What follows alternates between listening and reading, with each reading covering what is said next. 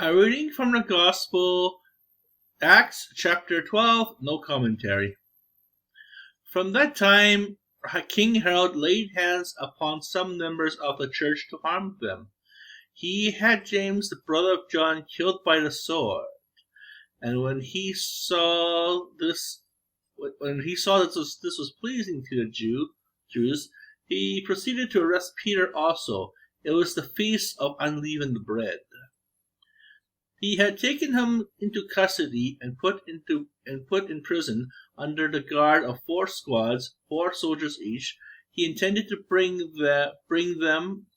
before the people after Passover. Peter thus was being kept in prison, but prayer by the church was fervently being made to God on his behalf. On the very night before Herod was to bring him to trial, Peter, secured by double chains, was sleeping between 2 soldiers.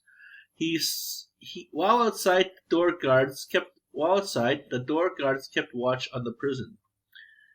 Suddenly, the angel of the Lord stood by him, and a light shone in the cell. He tapped Peter on the side and awakened him, saying, "Get up quickly." The chains fell from his wrists.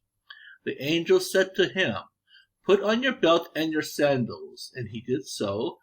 And he said to him, Put on your cloak and follow me." So he followed him out, not realizing that what was happening through the angel was real. He thought he was seeing a vision.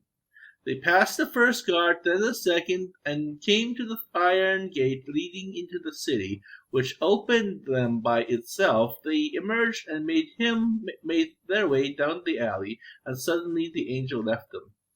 Then Peter recovered his senses and said, "Now I know for certain the Lord sent his angel and rescued me from the hand of Herod, and from all the Jewish people had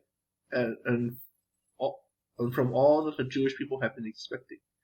When he realized this, he went to the house of Mary, the mother of John, who's also called Mark, the mother of John, who's called Mark, where there were many people gathered in prayer. He knocked on the gateway door. A maid named Rhona came to answer it.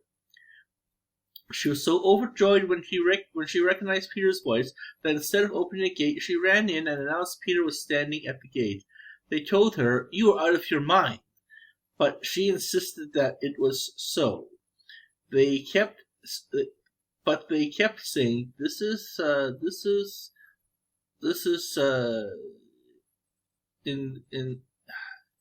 saying, "It is his angel. It is his angel." But Peter continued to knock, and when they opened it, they saw him, and they were astonished. They mentioned to him with his hands to be quiet, and explained to them how the Lord had let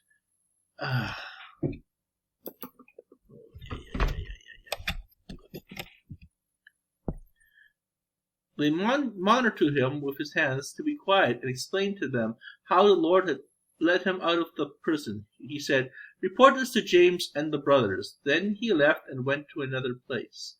At daybreak there was no small commotion among the soldiers over what had become of Peter.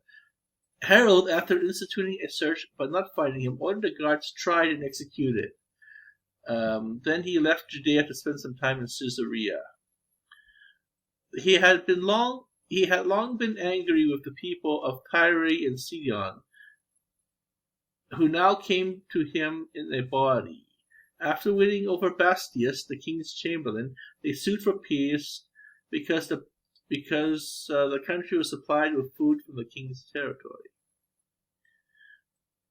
On an appointed day, Herod, attired in royal robes and seated on the rostrum, addressed them publicly. The assembly crowd cried out. This was the voice of a god, not a man. At once the angel of the Lord struck him down because he did not ascribe the honor to God. And he was eaten by worms. and breathed his last. Oh.